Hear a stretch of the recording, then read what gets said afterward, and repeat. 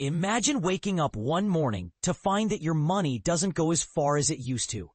The prices of everyday items like groceries and household essentials have skyrocketed, leaving you wondering how you'll make ends meet.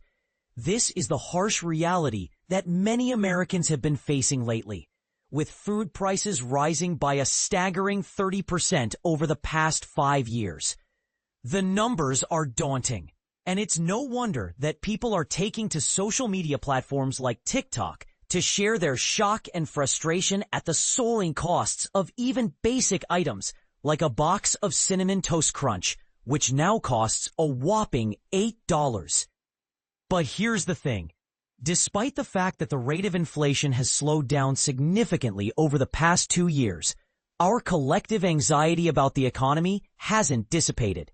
In fact, many of us are still bracing ourselves for the worst, wondering when the other shoe will drop and prices will start rising again. This disconnect between the official inflation numbers and our personal experiences is giving us all sorts of mixed emotions, which we'll refer to as inflation feelings or infeelings for short. So, what's behind this mismatch between the official numbers and our everyday experiences?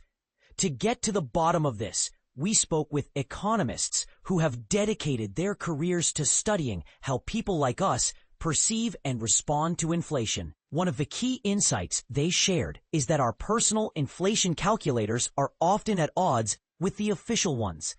You see, when we're out shopping and notice that our favorite cereal or coffee has gone up in price, it can be really frustrating, even as the overall inflation rate is relatively low. This is because our brains are wired to pay more attention to the prices of the things we buy regularly, rather than the broader economic trends. And this is the part where it gets really interesting. Our inflation feelings can actually influence our behavior and decision-making, even if the official numbers say that everything is under control.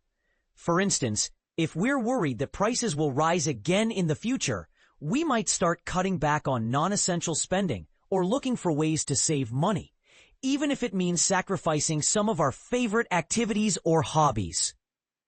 But here's where it gets controversial.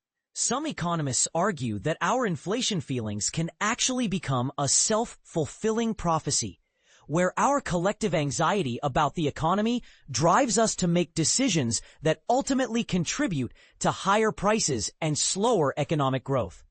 Others, however, claim that this is a classic case of correlation versus causation, and that there are many other factors at play that are driving our inflation feelings. So, what do you think? Do you believe that our inflation feelings are a major driver of economic decision-making? Or are there other factors at play?